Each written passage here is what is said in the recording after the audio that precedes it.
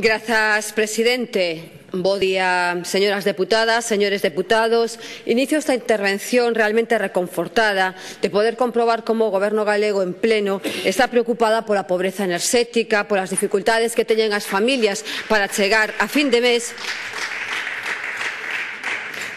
Entendemos que, claro, que se queran reducir tempos e iniciativas, é certo, non? Porque, vamos, ao Goberno dalle un traballo estar aquí no Parlamento que non dá feito. Non dá feito, é así, é un día moi intenso para saludar nos pasillos do Parlamento, pero, dende logo, que non para atender na Cámara.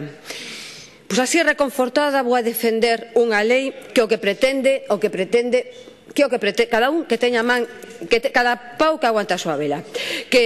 Vou a defender unha lei que ten por obxectivo garantir que non existan cortes de suministro ás persoas que non podan pagar o suministro eléctrico en Galiza. É certo que esta modificación da lei das persoas consumidoras en Galiza chega un ano despois daqueles anuncios do señor Feijóo de que se iba a inventar a fórmula máxica con menos para facer máis para rematar coa pobreza enerxética.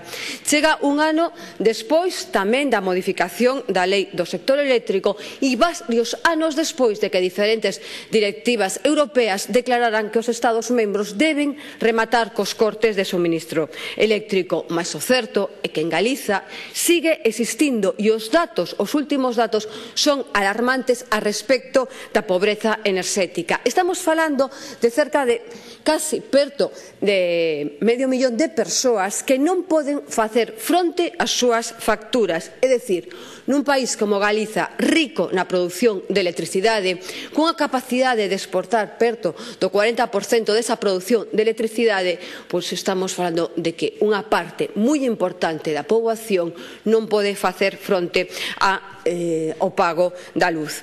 Soamente algún dato para reflexión. No 2009 existían en Galiza 19.700 fogares que non tiñan ningún ingreso. No 2014 son 31.000 os fogares que non teñen ningún ingreso. Pero ao mesmo tempo, tamén datos de onte, luz, auga e gas subiron o triplo que os salarios daqueles que os teñen, non destes fogares que están evidentemente con todos os seus membros no pago e sin prestación. Exactamente a luz, un 70%, a auga máis dun 50% e o gas máis dun 30%. Claro, así podemos atopar datos aterradores, non? Como podemos ler no Basose, onde a infancia galega en fogares nos que ninguén traballa duplícase dende o inicio da crise. E, mentras tanto, como temos o recibo da luz aquel que iba a decrecer? O ministro Soria relativizando a subida da luz. Un 3% en xaneiro, considera que non é demasiado, que un 17% de subida en comparación a interanual do recibo da luz durante o 2014, ven a decir en declaracións destos días, que tampouco é para tanto, que realmente poderíamos denominar isto, non sei, momento Homer Simpson, porque di, dadas as condicións meteorolóxicas adversas, non houbo vento, menos enerxía hidráulica, pois o normal é que suba o recibo da luz, porque como temos un recibo da luz, dende logo, é asumible por toda a poboación, isto é o normal. E, además, se queda así tan tranquilo, non? E di, un sistema enerxético que acumula unha subida do 70% en 10 anos non é sostible dende o punto de vista económico e financiero. E estas son, polo menos, as declaracións que o puden atopar na prensa, como se isto non fora co ministro de Enerxía, como se non fora co ministro que está encarecendo, por moito que dixo que non, o recibo da luz. Nesa situación de pobreza crecente, de subida da electricidade, nos atopamos con informes que nos falan da pobreza enerxética. O último informe realizado pola Asociación de Ciencias Ambientais. Vou a ler os datos para que saibamos de como estamos en Galiza, ou a situación que existe en Galiza. A porcentaxe dos fogares galegos con gastos de enerxía doméstica superiores ao 10% dos ingresos foi similar á subida na media española, mais a porcentaxe dos fogares con gastos desproporcionados en enerxía doméstica aumentou intensamente en Galiza desde o 2007.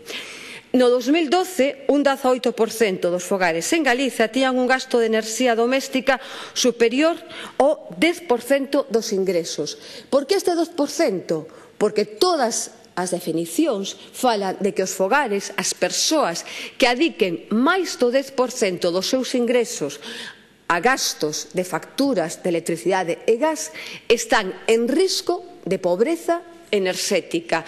Esta é unha definición asumida non solamente por diferentes parlamentos europeos, sino tamén por todos os científicos que coñecen deste tema. Polo tanto, nós estamos falando que en este momento un 18%, cos datos que temos, porque o Goberno galego non fixo ningún tipo de estudio a este respecto, que un 18% dos fogares galegos están nese risco de pobreza enerxética, o que vería a ser, como decía antes, unhas 455.000 persoas en Galiza con dificultades para pagar as facturas do suministro eléctrico e do gas.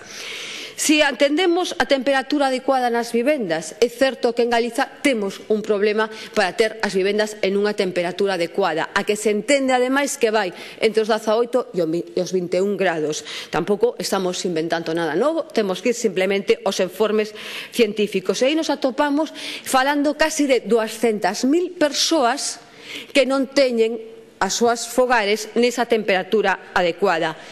Consecuencias disto, maiores riscos de enfermidades, maiores riscos para as poboacións como é a infancia ou as persoas maiores e dependentes, e para dar datos asumidos pola comunidade científica tamén lerei o que aparece neste informe referido a Galicia, que entende que cos últimos datos o promedio de mortes asociadas á pobreza enerxética nos últimos anos aumentou até 800 persoas por ano. Si estas eran 200 no ano 1996, na actualidade estamos falando de 800 persoas que en Galiza poden potencialmente morrer en función da pobreza enerxética que sufren. Pensen vostedes a comparación que se fai habitualmente cos accidentes de tráfico e a consideración que teñen os accidentes de tráfico e a consideración que se ten das mortes por pobreza enerxética. Logo estamos nun problema grave. Un problema grave que, ademais, non atopamos desagregados estes datos por xénero, ningún dos estudios, pero si no propio, vamos a decir, cativo ou mini informe de impacto de xénero que realizou a Secretaría Xeral de Igualdade diante deste proxecto de lei, sí que afirma esa propia Secretaría Xeral de Igualdade que, efectivamente, según os datos que constan, as familias monoparentais en Galicia son da orde dun 80% femininas. Son familias con maiores riscos de pobreza e, polo tanto, conclúe o propio informe de impacto de xénero que as medidas para erradicar a pobreza enerxética teñen unha maior incidencia na poboación feminina e, polo tanto, poden contribuir indirectamente nas reducións das desigualdades. Eu aquí, se me permiten, tamén correxiría o propio informe e diría que poden contribuir directamente na reducción das desigualdades. Polo tanto, diante da extensa normativa europea, podemos ver dúas directivas no 2009, dúas novas directivas no 2012 e todas encamiñadas, vou a ler textualmente, a conseguir plans de acción nacionais ou outros marcos adecuados para loitar contra a pobreza enerxética co fin de reducir o número de persoas que padezan dita situación e definir a tipoloxía de consumidora vulnerable para incluir a protección de prohibir a desconexión de ditos clientes en períodos críticos. Pois a día de hoxe, nin en Galiza, nin tampouco no Estado español, están desenvolvidas estas directivas, cando outras, verdade, que se apuran bastante a desenvolvelas. Seguimos diante da posibilidade de que neste momento se este dando un corte de suministro eléctrico sin que a Administración galega, o Goberno galego, fixera nada.